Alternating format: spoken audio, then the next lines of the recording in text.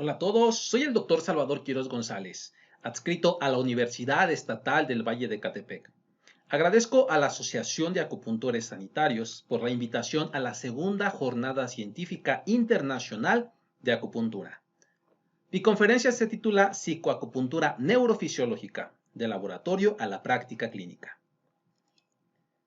Esta está estructurada de la siguiente manera. Primero hablaré sobre reduccionismo y complejidad, dos vertientes para estudiar el proceso salud-enfermedad.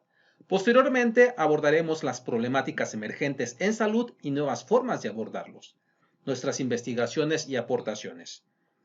Posteriormente abordaremos inflamación crónica de bajo grado y el síndrome de la medicina tradicional china. Enfatizaremos lo que es la medicina bioelectrónica, acupuntura neurofisiológica e intervenciones mente-cuerpo. Vamos a comenzar. Nosotros como investigadores abordamos la realidad fisiológica desde dos perspectivas. Una corresponde al método reduccionista, en el cual se estudia por separado los componentes del sistema, y surgen así especialidades como la cardiología, la neurología, la neumología, la fisioterapia o la endocrinología, entre otras. Esta forma resulta efectiva para el desarrollo de tratamientos donde se conoce la causa directa de la enfermedad. Por ejemplo, las infecciones asociadas a ciertos microorganismos o las patologías agudas, como en el caso de los traumatismos, también relacionados a causas agudas. No obstante, uno de los problemas actuales al que nos estamos enfrentando es el incremento en las enfermedades crónicas no transmisibles. Por ejemplo, estudios de proyección de defunción por enfermedades, según la OMS, estima que para el 2030 habrá un incremento significativo en el número de enfermedades cardiovasculares, casos de cáncer, enfermedades respiratorias crónicas y diabetes. Otro de los problemas a los que nos estamos enfrentando actualmente es la comorbilidad en enfermedades emergentes. Tal es el caso de COVID-19 y condiciones médicas subyacentes en defunciones. Según este estudio reportado en Estados Unidos, entre estas se encuentran la hipertensión, la diabetes, la hiperlipidemia, la enfermedad arterial coronaria, entre otras. Otro de los problemas que también están presentes es la limitación de los tratamientos farmacológicos. Por ejemplo, se ha documentado mayor casos de efectos adversos, incremento en el número de casos de tratamientos refractarios, mayor tolerancia farmacológica, incluso susceptibilidad a la comorbilidad por el uso crónico de determinados medicamentos. Por ejemplo, este estudio publica que el uso de inhibidores de la enzima convertidora de angiotensina, AC por sus abreviaciones, aumenta la expresión del receptor AC2, lo que incrementa el riesgo de contraer la infección por COVID-19, produciendo en consecuencia daño orgánico y patogénesis severa. Por lo tanto, existe otra manera de estudiar esta realidad fisiológica y es lo que conocemos como complejidad. En la complejidad se estudian las interacciones entre los componentes del sistema y tiene como objetivo identificar nuevos comportamientos, es lo que conocemos como propiedades emergentes, es decir, que emergen cuando se estudia la totalidad del sistema. Por ejemplo, desde la óptica reduccionista sabemos que el intestino tiene una función importante en la digestión y absorción de nutrientes. No obstante, cuando éste interactúa con otras estructuras como lo es el vaso o el cerebro, emerge una propiedad como puede ser su participación en el desarrollo del sistema nervioso, la tolerancia inmunológica, la regulación emocional y estados afectivos. Asimismo, se conoce que los estados psicoemocionales influyen en la actividad visceral y la tolerancia inmunológica. Ya anteriormente, George Solomon había publicado la relación entre las características de la personalidad y el estrés con la autoinmunidad. Hoy actualmente conocemos que gracias a estos estudios surge la inmunología afectiva, así también como el condicionamiento inmunológico. A través de la complejidad también se pretende analizar la interacción entre los múltiples factores que influyen en el desarrollo de la enfermedad, como lo es cierto tipo de dietas, la genética, la ingesta crónica de medicamentos, el sedentarismo, la polución, incluyendo los factores psicoemocionales. El objetivo es encontrar también un común denominador a todos estos factores que conducen al proceso salud-enfermedad. Y lo que se ha propuesto como común denominador es a la inflamación crónica de bajo grado. Por ejemplo, sabemos que las citocinas proinflamatorias y antiinflamatorias permiten un estado de salud, siempre y cuando éstas se expresen en condiciones homeostáticas o en equilibrio, ya que ambas son de relevancia para el organismo. Por ejemplo, las citocinas inflamatorias participan en el reclutamiento de leucocitos, en la actividad antibacteriana, la maduración de las células dendríticas, así como protección contra patógenos. Por su parte, las citocinas antiinflamatorias participan en la tolerancia inmunológica y la modulación de la respuesta inflamatoria. Ambos mecanismos ocurren de manera coordinada y tienen una fase de inicio. Por ejemplo, la inflamación culmina cuando inicia la antiinflamación, es decir, hay una fase de inicio mediada por macrófagos M1 o las células T cooperadoras. Posteriormente viene una fase de recuperación mediada por macrófagos M2 o células T reguladoras. Desde el punto de vista de la medicina tradicional china, ya se conocía que este equilibrio dinámico debe de existir entre los procesos antagónicos, pero a la vez complementarios. Ellos denominaban como el yin y el yang, en su continua e ininterrumpida transformación. Este es otro gráfico donde también muestro la respuesta bifásica de la respuesta inflamatoria, teniendo una fase inicial y una fase de recuperación.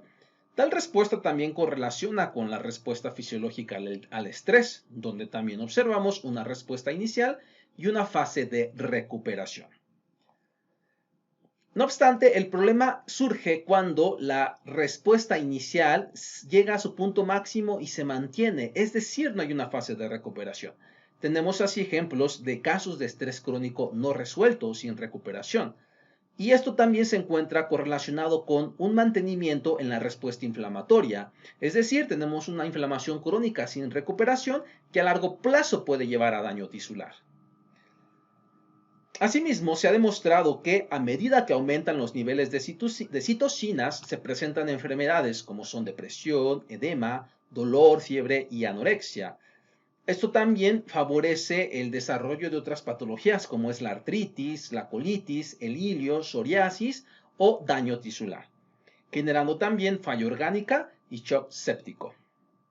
Incluso sabemos que los casos de falla cardíaca asociados a COVID-19 se encuentran relacionados a la tormenta de citocinas, la cual aumenta significativamente a medida de que avanzan las fases de infección, llegando incluso a un punto donde ya no hay una carga viral presente. Sin embargo, la presencia de las citocinas proinflamatorias conducen a estas fallas cardíacas, shock, incluso defunción. También se conoce que la inflamación crónica está presente en enfermedades neurodegenerativas, enfermedad intestinal, artritis reumatoide, enfermedad pulmonar, carcinogénesis, diabetes tipo 2, hígado graso, enfermedades cardiovasculares, influye en la conducta y emociones. En consecuencia, la siguiente pregunta es, ¿cuál es el origen de la inflamación crónica? Nosotros hemos estado analizando el papel del intestino como inductor de inflamación y patogénesis, debido a que todos sabemos que es frecuente en la población encontrar alimentación en desequilibrio, lo que conduce hacia una disbiosis, en este caso siendo el intestino una fuente de señales proinflamatorias asociados a estilos de vida no saludables. Y en consecuencia esto va a constituir un riesgo para el desarrollo de otras condiciones como lo es la obesidad, la inflamación de bajo grado y empiezan a aparecer condiciones como son artritis, alergias, eczema, así como resistencia a la insulina, diabetes, enfermedades hepáticas, enfermedades cardiovasculares, incluyendo alteraciones en el apetito, como también son las enfermedades neurodegenerativas, la esclerosis múltiple, la ansiedad, depresión, autismo, estrés, entre otras. Y bueno, desde el punto de vista fisiopatológico, esto se considera como un efecto de abajo hacia arriba, en donde el intestino asume un papel relevante en la patogénesis de otras enfermedades. Incluso ya Hipócrates había señalado que las enfermedades inician en el intestino. No obstante, no hay que perder también de vista que hay efectos que provienen de arriba hacia abajo, como en este caso son los estados psicoemocionales, el estrés, la ansiedad, el condicionamiento, la somatización, la memoria emocional y los conflictos no resueltos. También pueden constituir un efecto para comprometer la funcionalidad de los órganos vísceras. Y es aquí en donde las intervenciones mente-cuerpo asumen un papel relevante que, en combinación con la acupuntura, pueden conducir hacia un tratamiento integrativo, conduciendo al paciente hacia un estado de equilibrio y balance. Perdón, de equilibrio y homeostasis. Por lo tanto, el estudio sistémico del organismo es de relevancia para comprender las patologías crónicas, comorbilidad y la interrelación entre los sistemas. Algo interesante es que, pues, nosotros sabemos que este enfoque de estudiar sistémicamente al organismo ya se había plasmado en la medicina tradicional china. Lo que nosotros nos propusimos fue, ya tiene algunos años atrás, fue buscar una correlación entre esta forma sistémica de la medicina tradicional china con los abordajes actuales de la metodología científica. Y nosotros hemos trabajado el análisis desde el punto de vista de los sistemas complejos y propiedades emergentes. Nuestro abordaje es multidisciplinario, ya que incluye modelos teóricos, cibernética, física, filosofía, psicología, bioinformática, biociencias y matemáticas. Y bien, aquí les presento el Laboratorio de Neurofisiología Experimental y Bioseñales Eléctricas en la Universidad Estatal del Valle de Ecatepec. Contamos con diferentes equipos para medir variables fisiológicas en los pacientes y ver la correlación entre los diferentes sistemas. Por ejemplo, hacemos electrogastrografía, electroencefalografía, pletismografía, monitoreo de la presión arterial de manera continua, así como la variabilidad de la frecuencia cardíaca. Bueno, estos son algunos pacientes que se han analizado y bien contamos con un par de estudios científicos publicados en revistas de impacto e indexadas en PubMed. Nuestro objetivo es comprender cómo se comportan las bioseñales en el proceso de salud de enfermedad, debido a que sabemos que el intestino asume un papel importante como factor de inflamación o un riesgo para la inflamación crónica de bajo grado. Esto nos lleva a preguntarnos quién regula la respuesta inflamatoria sistémica en el organismo. Y bien, el nervio vago es un modulador importante dentro de el proceso inflamatorio. La siguiente pregunta es cómo estudiar de manera no invasiva la actividad en el organismo, la actividad vagal en el organismo. Y una herramienta que nosotros utilizamos es analizando la variabilidad de la frecuencia cardíaca. Para comprender en términos generales esta metodología, explico lo siguiente. El latido cardíaco se encuentra bajo la influencia simpática y parasimpática. Si nosotros estimulamos el sistema simpático, observamos que aumenta la frecuencia cardíaca, pero disminuye el intervalo latido-latido cardíaco. Caso contrario, cuando se estimula el parasimpático, aquí disminuye la frecuencia cardíaca, pero aumenta el intervalo latido-latido cardíaco.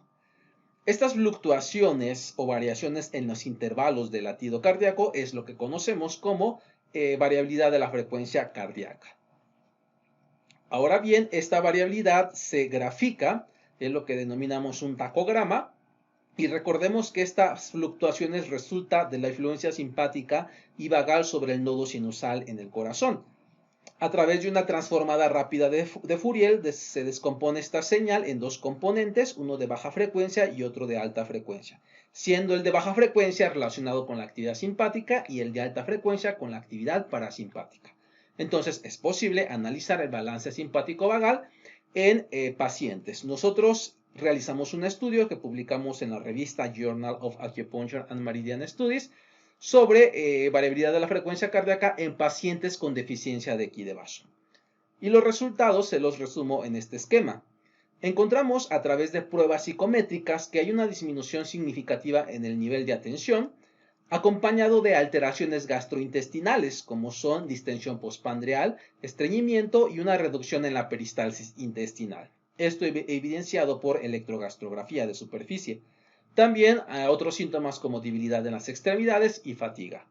Lo interesante de este estudio es que a través de la variabilidad de la frecuencia cardíaca encontramos que hay un desequilibrio simpático vagal, con bajo tono vagal y predominio simpático, y una reducción en la variabilidad de la frecuencia cardíaca. Ahora bien, otros investigadores han publicado que la baja variabilidad de la frecuencia cardíaca correlaciona con una disminución en la tolerancia inmunológica, en la capacidad de regulación emocional, una reducción en su capacidad de afrontar el estrés, así como un aumento en la inflamación de bajo grado, que también se correlaciona con grados de ansiedad e insomnio. Y esto pues coincide con lo que nosotros habíamos hipotetizado del intestino como un inductor de inflamación que puede comprometer sistémicamente al organismo. En consecuencia, el síndrome de la medicina tradicional china se acompaña de cambios en la esfera psicoemocional y orgánico-visceral. Esto ya se había propuesto, ya viene dentro de la filosofía de la medicina tradicional china. Sin embargo, nosotros pudimos medir estos cambios y encontramos a la variabilidad de la frecuencia cardíaca como un potencial marcador biológico. Así que somos los primeros en publicar este estudio con este enfoque, tratando de integrar el aspecto de la medicina tradicional china con variables fisiológicas. Y el artículo se publicó como destacado en la revista en el año 2019. En consecuencia, si estamos hablando de patologías sistémicas, es factible proponer una intervención sistémica.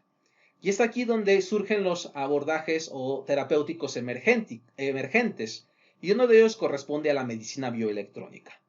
En la medicina bioelectrónica lo que se pretende es tratar enfermedades crónicas usando señales eléctricas a través de los nervios o directamente en el sistema nervioso central para activar mecanismos de neuromodulación.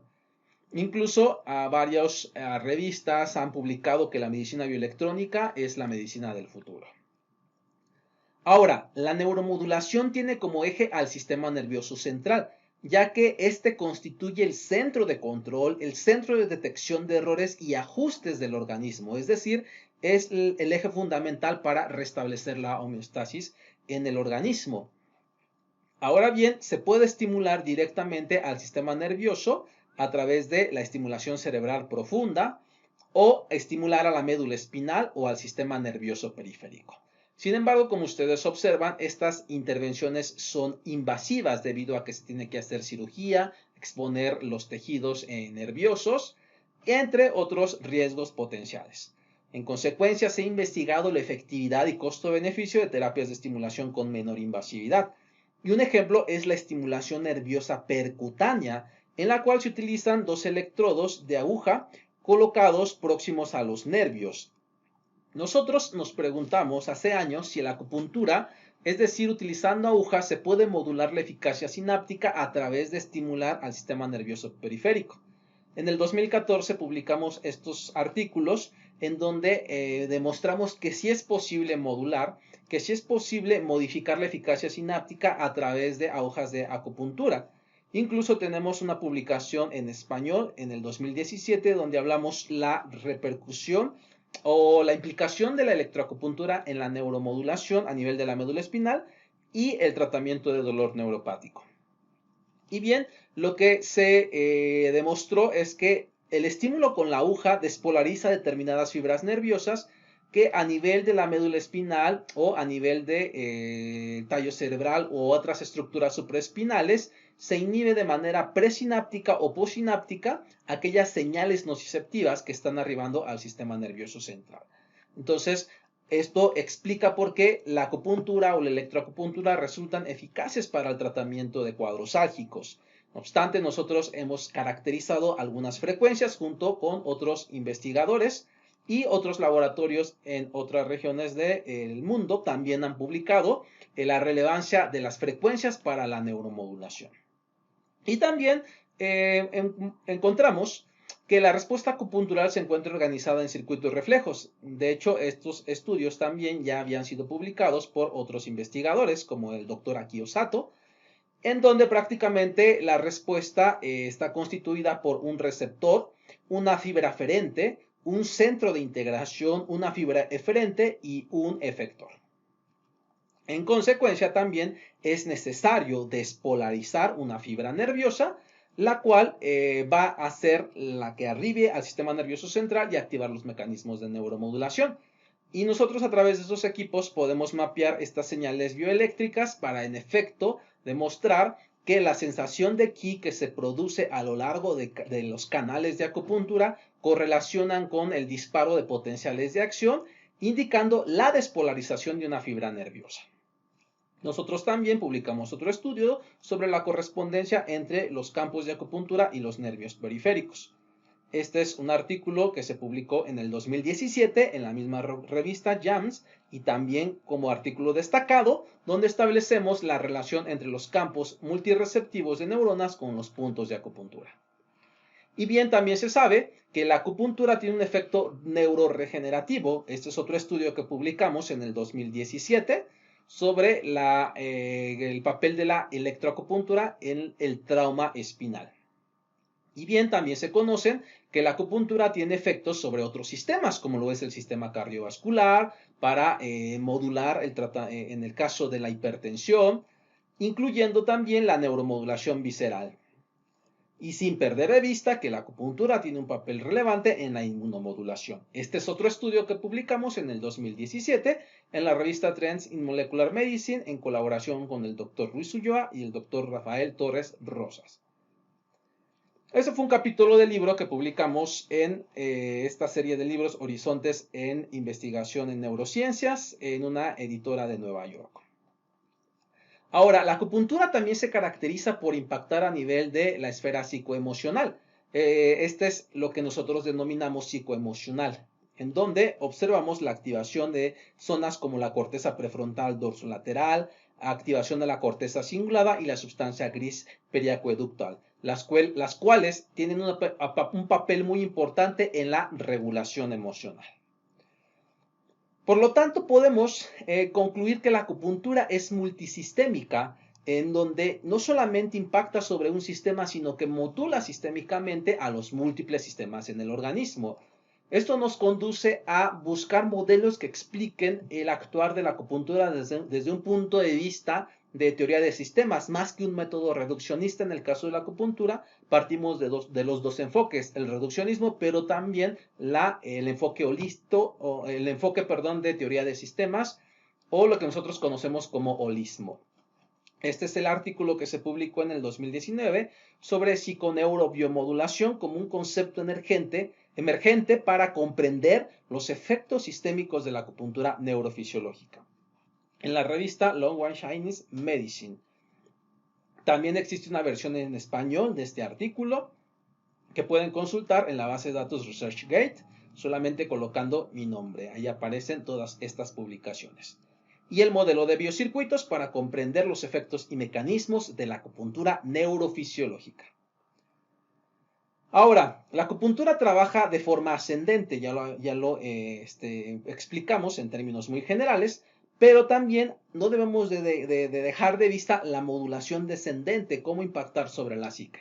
Y es aquí en donde trabajan las intervenciones mente-cuerpo.